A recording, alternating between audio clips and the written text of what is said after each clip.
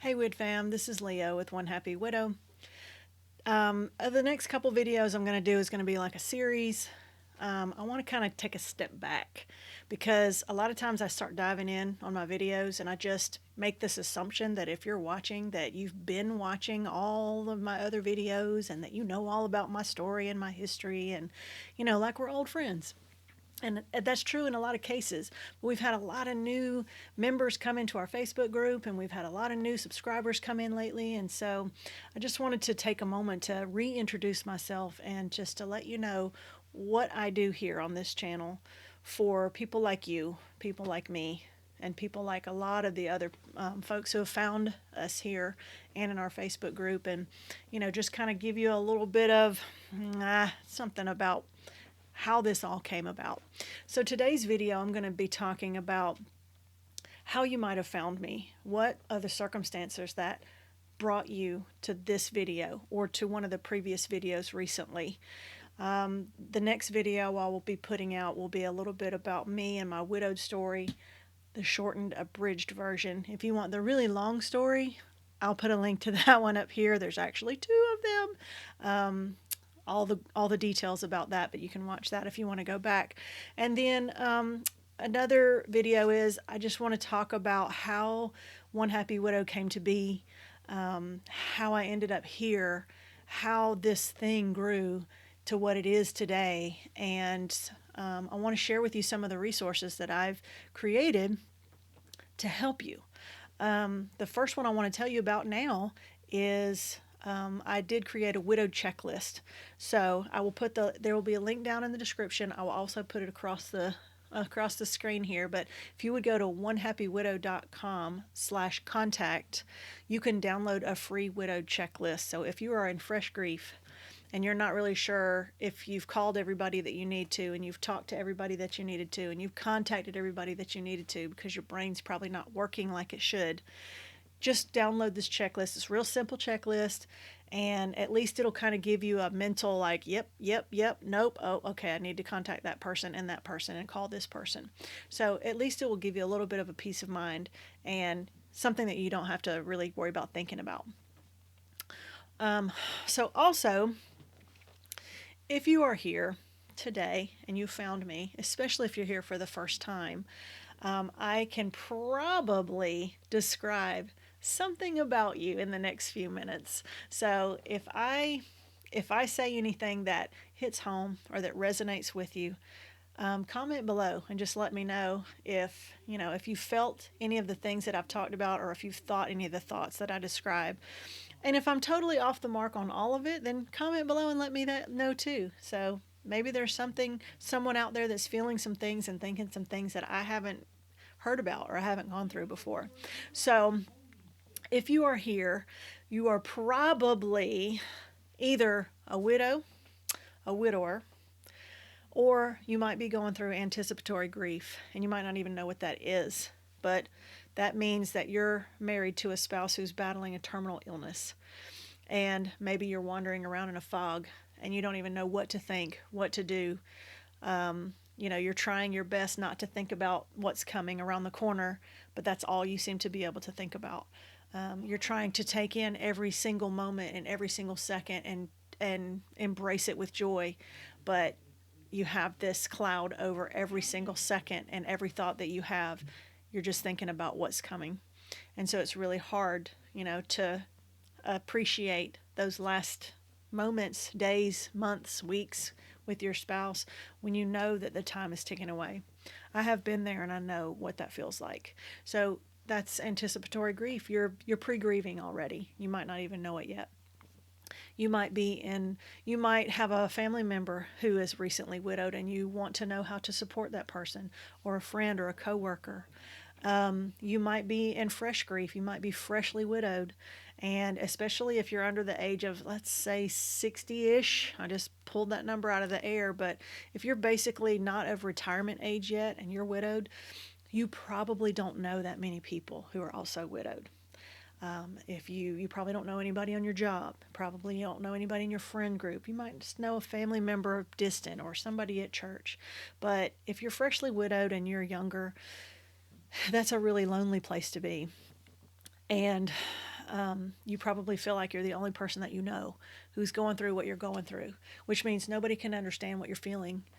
The people that you know don't know how to help you, and they want to, but they don't know how, which means when you come around, they either clam up and leave or just don't say anything and everything's awkward because they don't know what to say, so they don't say anything, or they're so desperate to say something to make you feel better that they open their mouth and something stupid comes out that ends up sounding really callous or really cruel or really dumb. Sometimes you got to pause the video to tell your son that's on the other side of the wall to pipe down because he's 17 and he's playing video games and he's being loud. But anyway, so we were talking about if you're in fresh grief and you're a younger widow, it's a lonely place to be because people don't know what to say, or when they do say something, they say something dumb, and a lot of times it's offensive, and that's a weird place to be too. And also, it's hard to know what to say to other people because, on the one hand, they ask you how you're doing, and you say, fine, or you say, I'm making it, or you say, I'm okay, because you don't want to spill out all of those feelings on somebody because they don't know how to handle it, and then it's just awkwardness again. So you feel like you need to grieve privately or in silence. Maybe you're a little past fresh grief, so maybe it's a couple of months out, and the people who were coming in to check on you and bring you the food and ask if you needed laundry done or help you clean up the house or help you with the kids, after a couple months they kind of get back to their normal lives. And a lot of times during that time, people are coming around because they don't want you to be alone, and you want to be left alone. You don't want to talk to anybody right then. You don't want to socialize. You don't want to have to try to carry on a conversation. You don't want anybody to be around. So after a while, a couple months, they kind of go on their merry way, and they go back to their normal lives. And then you start coming out of that, and you start thinking, wow, I'm struggling, and I think I need some help. But for some reason, that window of opportunity seems to kind of have closed. If you're 6 months in and then you say, gosh, I'm really struggling over my grief, I need somebody to talk to. People who haven't gone through that loss will probably think, oh, it's been 6 months. Like, why is she struggling so bad right now? So it's kind of backwards, with the grief and the support. We need to be left alone a lot of the times in the beginning. And then after that numbness wears off, that's when you need to step in and say, hey, can I help you with something? Can I bring you something to eat? Can I take you out? So maybe you're past the fresh grief stage. You've done all the things that you have to do one time: the funeral arrangements, the probating the estate, the will, the life insurance if you had any. Maybe you had to move. Maybe you had to change jobs. Maybe your kids had to change schools. All those changes that had to be done: the funeral, the headstone, the obituary, all those things. They just have to be done once. But when you were doing those things, you were in a stage of your life that you were least able to make those kind of life-changing decisions, but yet you had to do it right then. And the person that you should be turning to for support during those life-changing decisions is not there anymore. So how ironic is all of that? So you get past all of those things. Maybe if you're in that stage, you're feeling numb. You're feeling in disbelief. Your brain is telling you that your spouse is gone, but your heart just doesn't want to believe it yet. So your brain and your heart are in two different places, and it takes a little while to reconcile that before they get together in the same place. So you might be in denial. You might not even be feeling anything right now because you just can't make heads or tails of it. You might be thinking that you're just in a bad dream and you're just waiting to wake up. And then after a while you realize it's not a bad dream, that you're already awake. You might be in denial and not wanting to even believe it. You might have gone out of that. You might have gone past that phase, and you might be in a place of feeling broken and where you don't want to get up. and you don't even know if you can get out of bed and go to work and put one foot in front of the other and get dressed and get a shower. And you're just feeling like defeated. You might be in that phase. You might be past that phase and into an angry phase, because there's something about being angry that gives you more control. You feel like you're being active in your grief rather than being a victim of your grief. The pain comes from the same place, but you go from being broken and just having everything done to you to being angry about everything. It's a way to take control of our emotions in some weird way. You might be mad at God. You might be mad at your spouse. You might be mad at yourself. You might be mad at your family or friends. You might be mad because you don't know who to be mad at. You might be mad just because you're now widowed and you're having to do these things and live this life and do the things that you never wanted to do. And there's not a damn thing you can do to change it. And you feel helpless and powerless. You might be feeling anxiety because you're only going in one direction in life and you can never go back. And all you can do is look forward into the abyss of your life and wonder, how am I going to live the rest of my life without my person?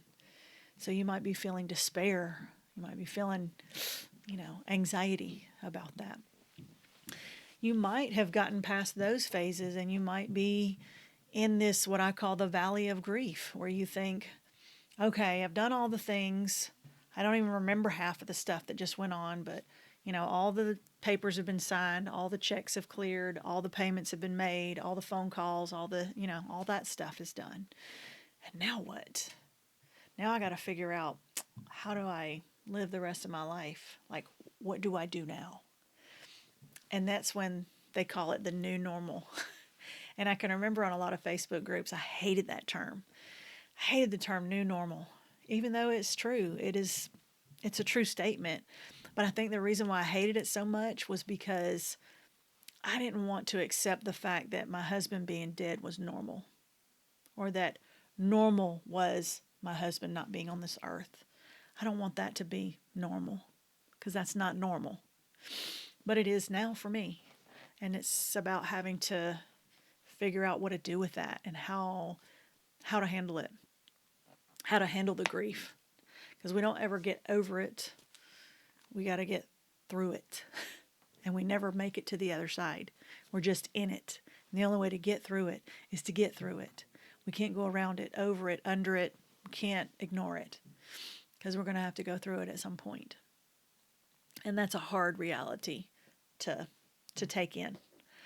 So maybe you're at that point where you're like, okay, I'm tired of being sad. I'm tired of being mad. I'm tired of being depressed. I'm tired of crying.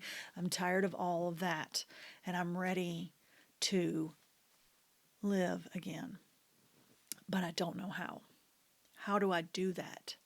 How do I smile again? How do I laugh again? Have you laughed for the first time? And when you did you feel guilty about it? It's okay to laugh. It's going to happen. It's supposed to happen. But it's hard to do. So you might be in that point where you're kind of digging yourself out of the valley of grief and you're trying to figure out how to live this new normal. And you're trying to make yourself feel happy again. You're trying to find joy.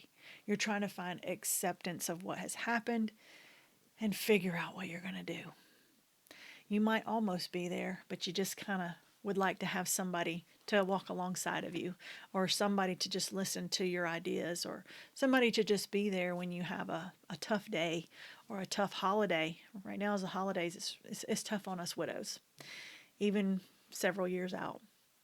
And so it's nice when you have somebody that you can talk to that's not going to be awkward and weird and run off and say something dumb. It's nice when you can talk to somebody who says, yeah, I know, I've been there. Yeah, I know what you mean. I've felt similar things. I've gone through similar things. It's easy to talk to somebody who has walked in your shoes. So, if you've been in any of those places before, if you've felt any of those things, if you've thought any of those thoughts, comment below and tell me, do I know you yet? Have we met? has some version of you showed his or her face at some point up to this point? Because that's probably why you're here. And that's why I'm here too. If you don't know my story and you don't know how I got here, that'll be the subject of the next video.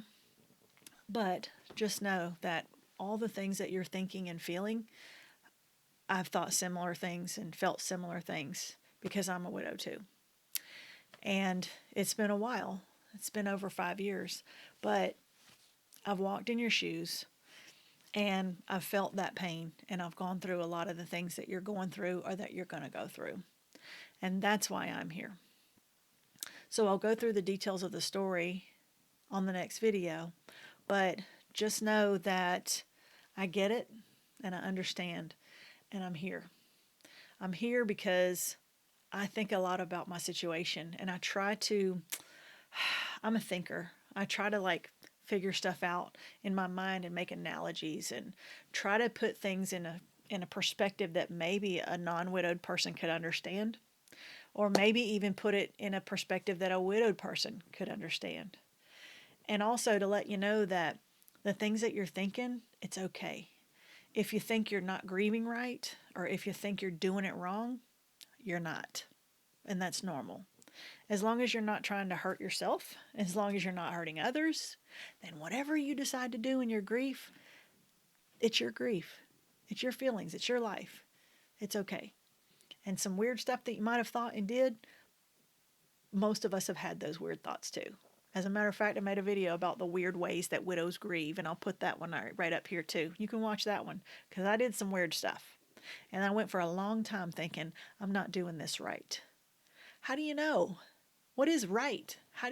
What's the right way to be a widow? What's the right way to grieve? Is there a class? Is there a degree that you can earn? Is there a certificate? No. Nobody can teach you how. You can't learn how to be a widow, because guess how you learn? By doing it. You have to just figure it out as you go. You're building the plane as you fly it, right? And that's what we're all doing. We're all just trying to figure out how to live with this grief. So that's why I'm here. If you have gone over to the contact list and gotten the contact list, then go ahead and print that out. That's free. And I also have another resource for you. If you're going through some feelings and you think that you're not getting any better or you never will, I encourage you to journal. And if you want to go to, I created something else that I want you to have for free. onehappywidow.com/journal. I have some journal pages, some templates that you can download and print out and that you can write down. I highly encourage, even if you just take a notebook and journal, just write down what you're feeling and what you're thinking right now. And then just do it a couple times a week or every day if you need to. And then every time the seasons change, take it out and go back and read the last few months of what you wrote. You'll be surprised at how much you've changed and how far you've come. If you look in the mirror every day and wait for your hair to look longer, it's going to look the same every day. But when you see a picture of yourself from 6 months ago when you were trying to grow your hair out, then you'll realize, wow, my hair has really grown a lot. That's kind of like how grief is. It's like fingernails growing. It's like hair growing. It's like gaining weight. You don't realize how much you've gained until you see your picture and you're like, whoa. That's what I'm going through right now. So I'm a stress eater. I've put on a lot of weight over the last few months. I'm sure it's a trauma reaction, and I'm sure that some of it has to do with grief. So anyway, it's nice to meet you. If this is your first time being here, please feel free to subscribe. Also, if you need some extra support, please go to our Facebook group, because we have an awesome, awesome Facebook group. It's full of mostly ladies, but a few gentlemen that are on there as well, and all nice people, very positive, very motivating, very caring. And I don't get on there as much as I'd like to because I'm so busy on my job, but we have a ton of people who are there who will lift you up and put their arms around you and let you know that they care, and they will listen, and then they'll give you maybe some ideas of things that have helped them in the past. So if you want to go there, there's a link down below. It's facebook.com/group/onehappywidow, or you can click on the link. Go ahead and put in the application. Make sure you fill out all the questions so that I can let you in. Sometimes it takes me a few days, but I'm so happy that you found your way here for whatever reason or however it was that you got here. Because if you're looking for some support, you came to the right place. Because that's really why I make these videos, so I can help other people. And it helps me too. It helps me to verbalize my feelings and get them out there, because it also lets me know that I'm not so weird and crazy either. Because people will tell me, you know what, I felt that way too. And it makes me feel less alone. So I hope that it does the same for you. So stay tuned on the next video. If you don't want to miss another video, make sure you hit that notification bell, and then it'll let you know every time a new video comes out. So next time I'll talk about my journey to becoming a widow, a little bit about my history and how I got that to that point. And then the video after that, we'll wrap it up and talk about just the evolution of One Happy Widow and how it became, and where it's going. And we're coming up on almost 2 years. My first video, I think I released on January 1st, 2021.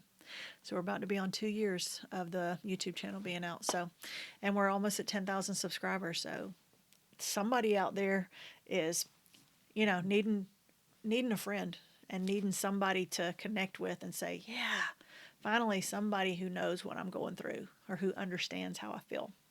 Hopefully that is how you feel now. I know that nothing is going to bring your spouse back. I know that nothing's going to take that grief away. I get that.